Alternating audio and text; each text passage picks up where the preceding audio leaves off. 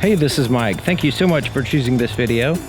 Today I'm in Myrtle Beach, South Carolina visiting Sparks Toyota, and I'm checking out a 2020 Toyota Highlander in the XLE trim level. This Highlander is sitting on 235/65 Toyo tires wrapped around 18-inch alloy wheels with a metallic gray finish. It also has four-wheel disc brakes with ventilated disc rotors on all four wheels. The name of this color is Midnight Black Metallic. And sun is shining now, so hopefully you can see the metal flakes there. They have like a multicolor. You can see a little bit of blue in there. But it's really nice. I mean, just from a distance, it looks like a gloss black, but as you get closer and as the light shines on it, you can see the metal flake, and it's like a multicolor there. So looking at the front here, since this is a black vehicle, some of the accents don't pop out at you. So let me go ahead and point these out. Right here is the fog light with a black accent around the fog light, basically. And you can see it has like this teardrop look. It kind of blends in with the black color since it's a flat black. Also, the base here is a flat black. Now the grille's a gloss black, and it's separated with this metallic silver accent, and it kind of has wings here on the emblem, which also serves as your adaptive cruise control radar system sensor there.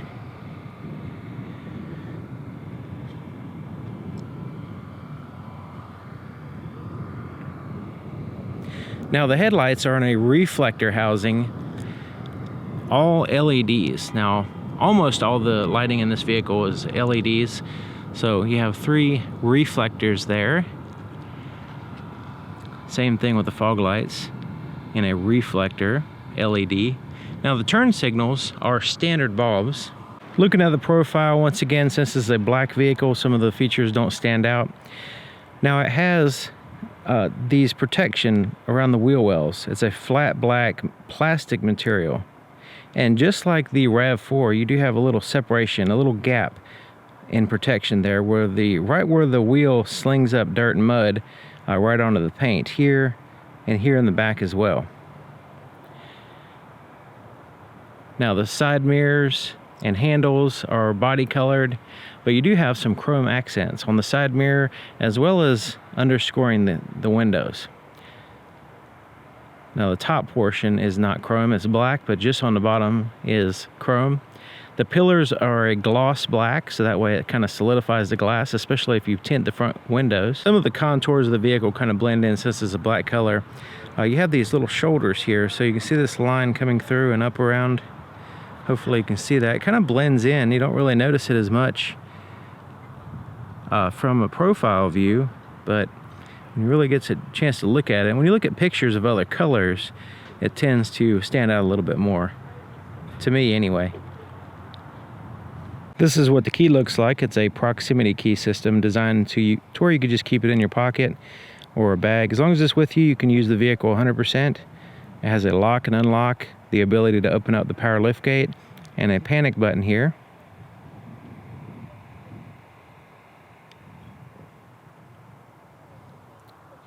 There is a physical key on the inside, which you can remove right there to access the vehicle if the battery is dead or whatever.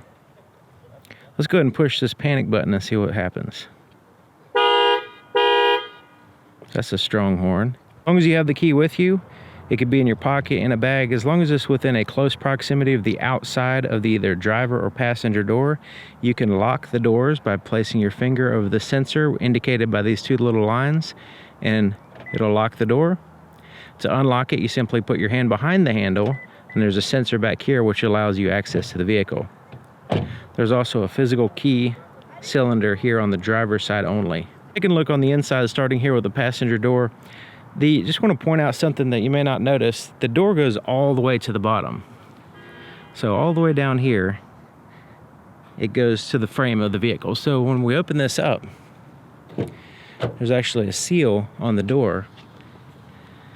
All right, so we can see this seal right here, and it keeps the threshold clean. So as you're entering and exiting the vehicle, you don't get the potential for you to get dirty is less getting in and out.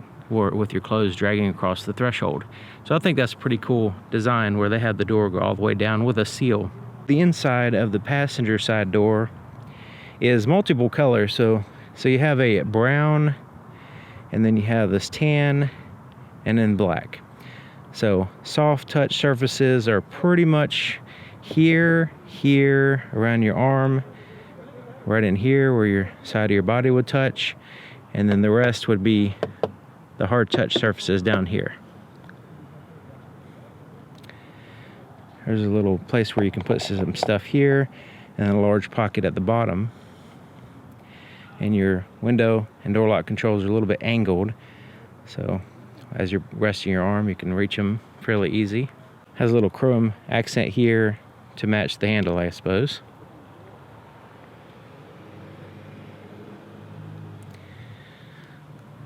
All right, so we have soft Tex seats. So these are a tan soft Tex seat, and they did a really good job.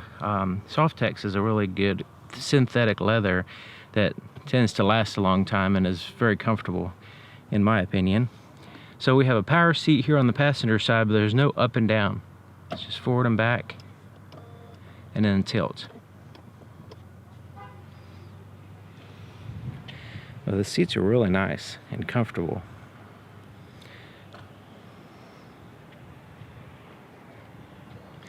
And they're way off the floor. So you can see the floor sinks down there in there quite a bit, and this kind of diminishes as you go back in the back of the vehicle, but sitting up here, it makes you feel like you're actually in a chair. It's very comfortable.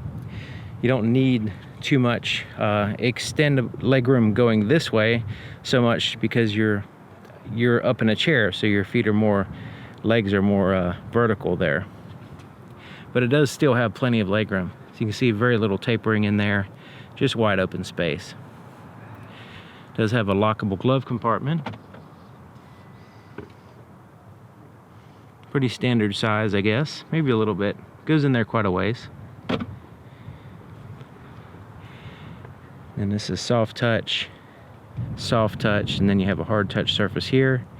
And they maintained the little shelf. Now it seems like this one is a little bit hard to get into. I mean, it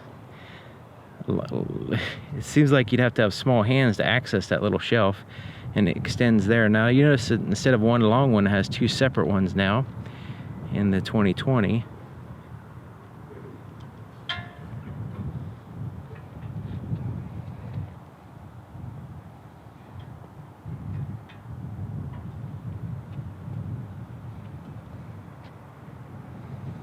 Rear door seems to be similar size as far as the opening, and actually the headroom, the area but right up in here, looks much bigger. So you can see it kind of gets in the way a little bit right there, but back here is wide open for passengers. The inside of the back door is very similar to the front, except for you have hard touch here. The only soft touch is right here. It does have a shade on both sides. It goes into the door when you're not using it.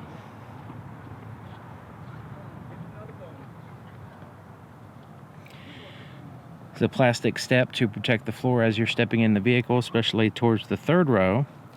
And these seats are captain's seats, and they have these armrests that come down in the center. And of course your door serves as an armrest as well. But plenty of legroom back here as well. So both seats have both driver and passenger seats have a pocket there. But check out that legroom. Very small hump there in the center. It's not a big deal. You can kind of sprawl out and get comfortable, but you see the floor is still low in relation to the seat there. So that way when you're sitting in there, your knees aren't sticking up in the air like they are in the third row. You do have rear climate control that you can mess with back here. 2.1 amp USB ports to charge your cell phones or whatever, so that's good. Definitely while you're riding back here for any length of time, you might want to charge your cell phone. There's cup holders, little storage area. This has some directional dome lights here. as well as vents, climate control vents and handles.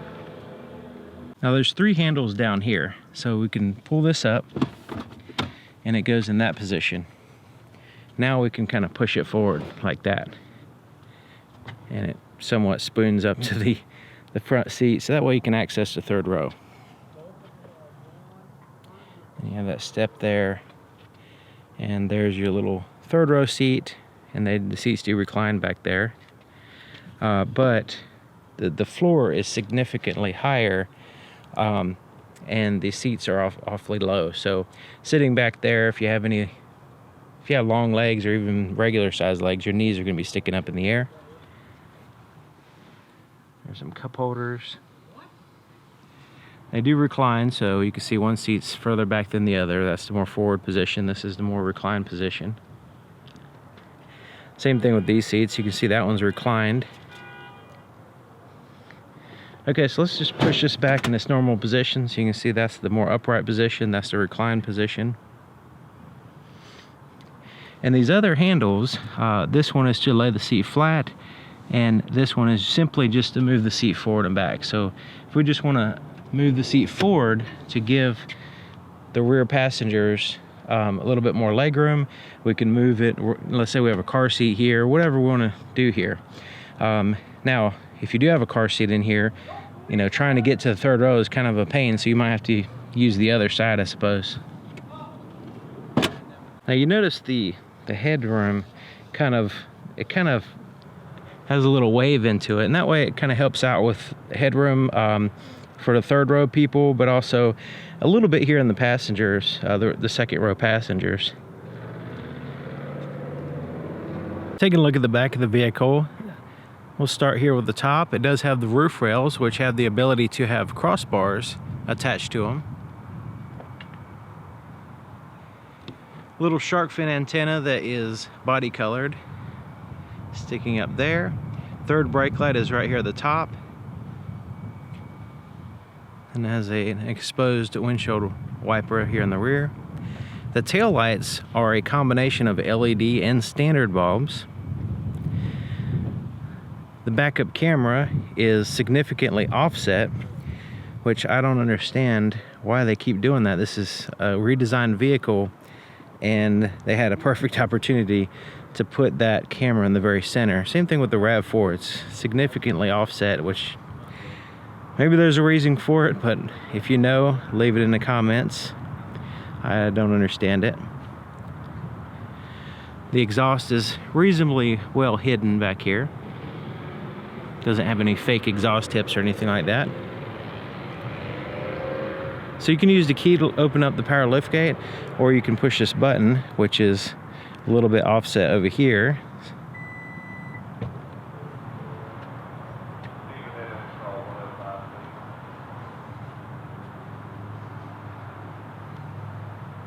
Lifts up quite a ways. It's easy to get under, or at least for me, I'm 6 feet tall.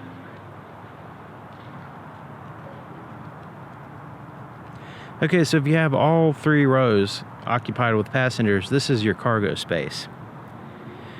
So you can see the back seats are, the 3rd row seats can recline, so you can see that takes up some of your cargo space when you do that. So this is the more, there's no way somebody can sit in that position, but that at least gives you a little bit more cargo space. Okay, so there's a little access panel to get into some of the electronics in the vehicle. And then over here you have a storage compartment. This lifts up, and then you can put some stuff in there if you want. And then this lifts up. This cover is actually removable if you want to remove it. But it lifts up, and then you have this compartment here. The jack for your spare tire is behind that panel. You have some tools here as well. There's also the ability to put in a shade. So if you have a shade that you want to put back here, you can stow it away in here. It will take up some of your space, but you can put it in here. And then this is a you can take that cap off, and that's where you unscrew to lower your spare tire, which is located under the vehicle, which you probably saw that in the first few seconds of the video.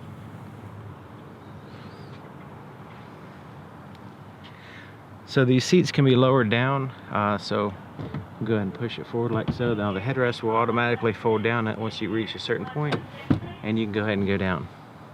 So now we've significantly added to our cargo space, but we did reduce our passenger space. So it's a 60-40 split, so we can, right in here, we can fold down one or the other, add to our cargo space while still maintaining at least some passenger space. Or we can fold down both of these, and we can fold down the second row as well, so we have a massive amount of cargo space back here.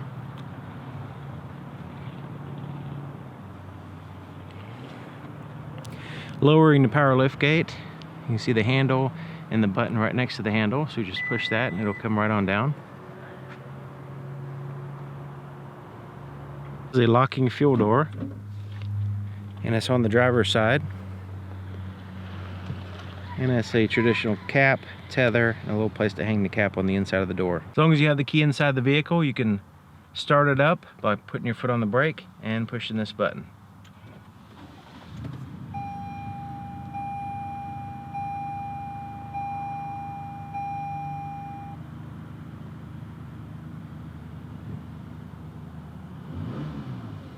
Here's the floorboard in front of the driver's seat. Now you notice the floor mat is not in place, but it does have these clips, so that way it holds the floor mat in place for you.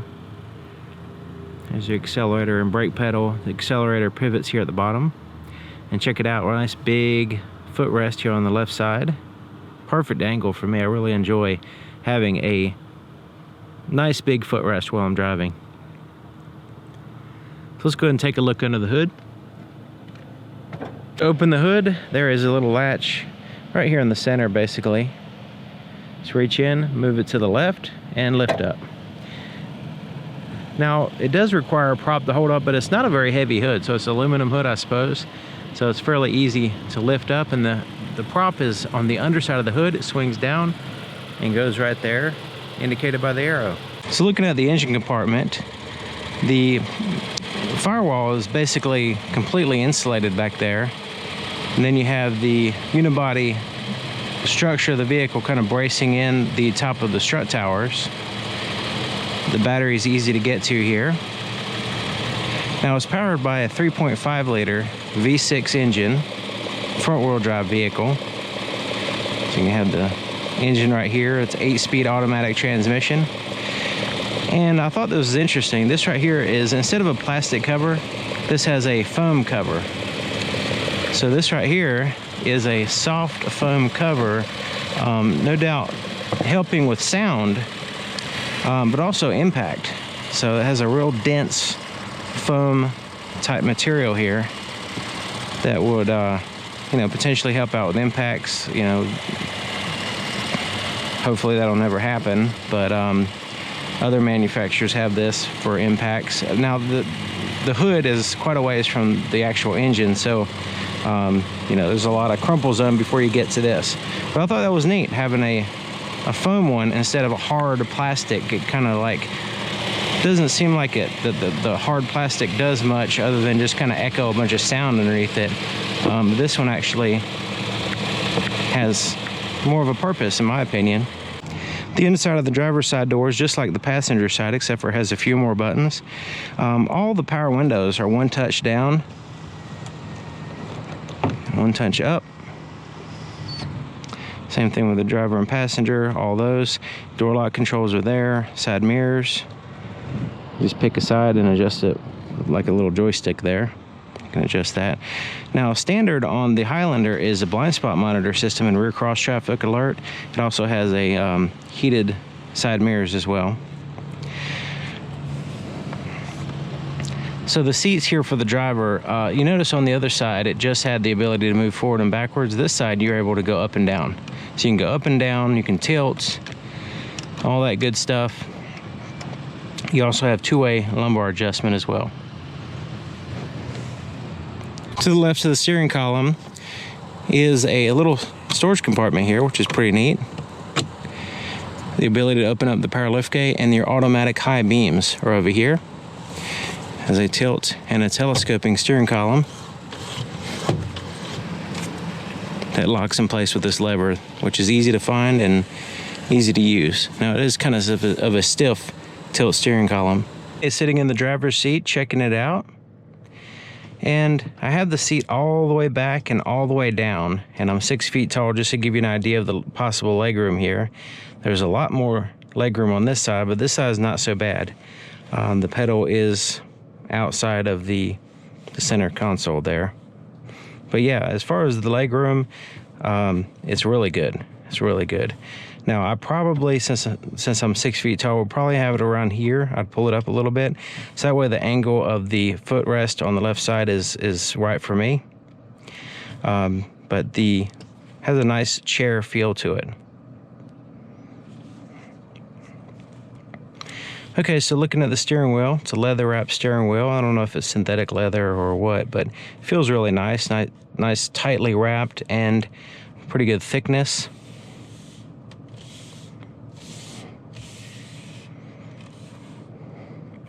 Does have some gloss black here, a little bit of chrome, matte chrome.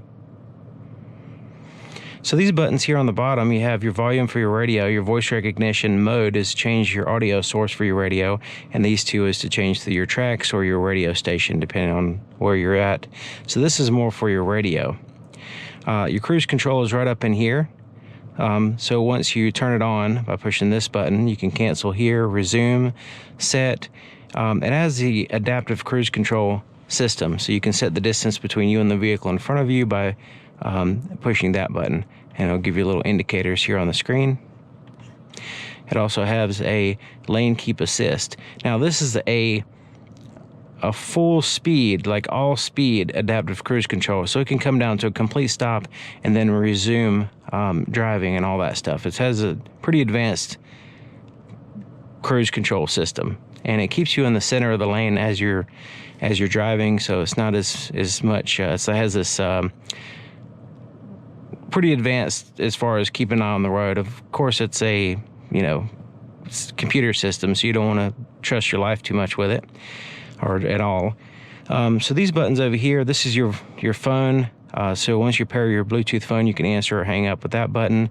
And then these buttons and this back button correspond with a screen between the gauges. We'll get to that in just a minute. Windshield wipers for your front and rear. Controls are over here on the right side. Your turn signal's here, but it also has your headlight controls. You have the ability to turn off your daytime running lights, put on automatic, parking, and headlights. And then there's your fog light control here. Okay, so looking at the gauges, nice black background, white lettering popping out. It's not too busy.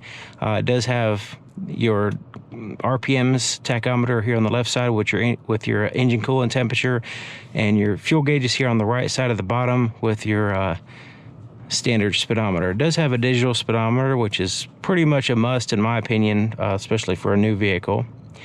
Okay, so using these buttons here, you can see we have the clock and different outside temperature and different information here on the screen, but we have these little icons here, and as we scroll through, we can go up and down. Let's go back out of that, so we can kind of scroll through here, so you can see the different icons gives you different options. So starting at the top, it shows your digital speedometer. We can scroll to the right, get fuel economy, eco indicator, and digital speed here. So it has 3 different options on this particular one, on the top one. The next one down, this will be your driving support. So radar ready, adaptive cruise control, lane tracing assist is turned on. So that's what this right button here does. You can turn that on or off. You can set the distance between you and the vehicle in front of you, so you can have a larger view of that. All right, so scrolling down again, now you notice your digital speedometer shows up very small here on the right side, but it is there. All right, so that's what your radio, whatever your radio is doing, you can cycle through your radio stations or whatever. And then this is your safety system, so your pre-collision system, blind spot monitoring, and rear cross traffic alert, all these things that you can go in and turn on and off. Right now it's showing you the status of each, and then you have your ability to turn them off right here in the next one. Scrolling down again, this is where little alerts will show up letting me know that there's a passenger, there's somebody sitting in the driver's seat but they don't have their seatbelt on, and this will continue on with the other seats as well. Then you scroll down, it goes back to your top indicator there, icon, which gives you your digital speedometer, which will be my default position right there.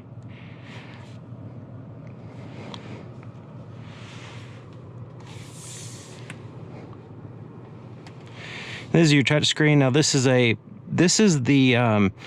highest trim level would have a different screen than this. All the other ones would have this type of screen. So this is a pretty good sized screen. It does have some physical buttons here on the outside, physical volume, tuning through the stations. But this is your home screen. So you're in your home screen right here, and you have like a split, your radio and fuel economy, and you can basically add different things here. But so let's go into the radio and see what that looks like. Have your presets here at the bottom, and then you have just whatever's playing at the moment. You can change your audio source. You have AM, FM, satellite radio, Bluetooth, USB. You can also have Apple CarPlay and Android Auto capability on this vehicle. So once you connect the phone, you have to physically connect it through a wire, and it'll pop up here, and you have that ability to play whatever's on your phone. But you can also play on Bluetooth as well, but the Apple CarPlay and Android Auto has a lot of different features besides that. All right, so the menu here, so we can go into audio, phone, your different apps. There's nothing really other than that right now.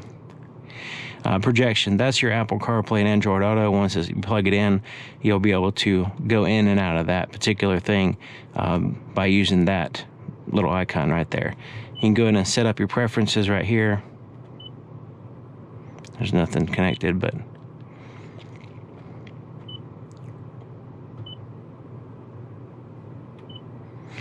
one thing I'm going to do is turn that beep off. There we go.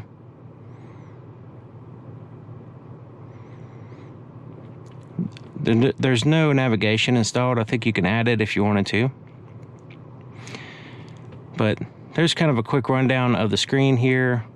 You have the physical buttons too, so you can always go into whatever you want.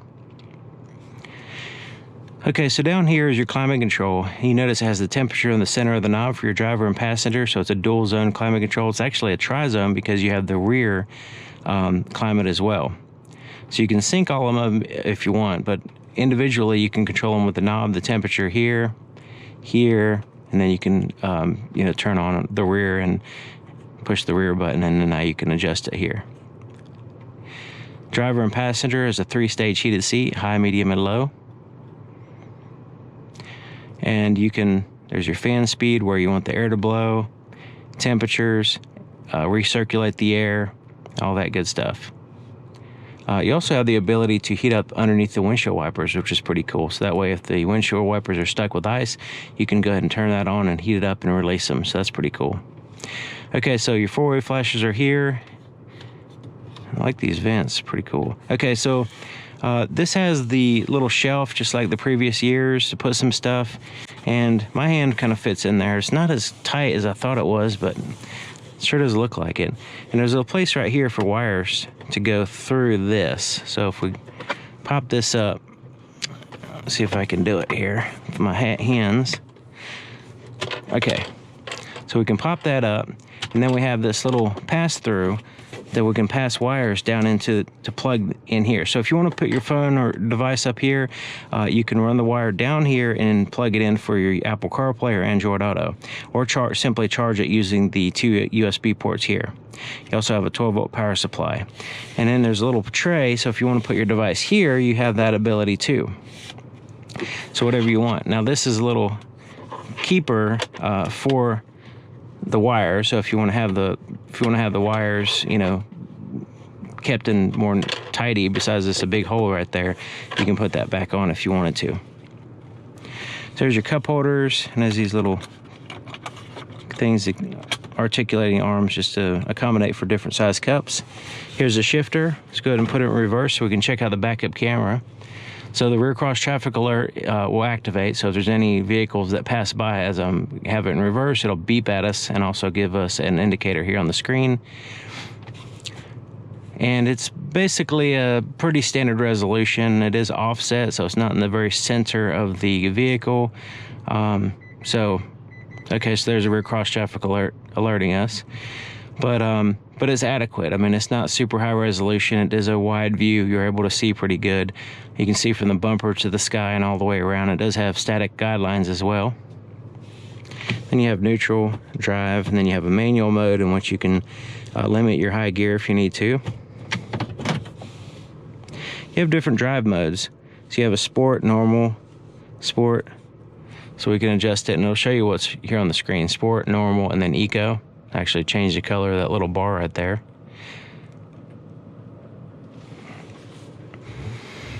Electronic parking brake. Now, this is set to engage and disengage automatically, which is nice, but if you want to engage it manually, right now it's engaged. Let's go ahead and disengage it by putting my foot on the brake and push down, and it disengages the rear wheels. We want to re-engage it, just pull it up.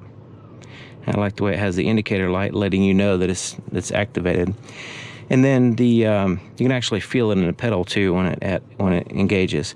This is the brake hold feature, so if you're sitting at a stoplight or whatever for an extended period of time, or just as long as that's turned on, then when you stop, it'll hold the vehicle for you until you push the accelerator. So that way, if you're going through traffic or whatever, you don't have to sit there and hold the brake the whole time. Traction control off button, default is on, but if you need to spin tires or whatever, you can go ahead and do that. And then you have snow mode. This will give you an easy takeoff and try to keep you from slipping in the snow. And the auto stop start feature, you can turn that off here. So if you don't like that, you can go ahead and turn it off. It'll let you know it's off here, but it resets every time you start the vehicle, so keep that in mind. Okay, so here's your armrest. Now these portions on the ends are like a rubber material, kind of grippy. This is more smooth, like a vinyl type material. And this opens up, and there's a wireless charger here for your cell phone. Now, it's kind of interesting that they don't put it up here, because this is where you'd have to plug in for your cell phone or whatever for Apple CarPlay, but you can put your cell phone there and charge it wirelessly. But if you want to access anything underneath it, you will have to take it out, because when you lift this up, this lifts up. Of course, your cell phone is going to drop down in there if you do this. So it's kind of strange. I guess it works okay. It's one of those things I guess you probably just have to get used to, but you know, it's easy to access, and it's right there. There's plenty of room. So I'm gonna lift this up, and then you have the more space under here. So there's a little sliding tray that's removable. You can take that out, and then you have a way down in there that you can put stuff, and a 12-volt power supply in there as well. It goes in there quite a ways.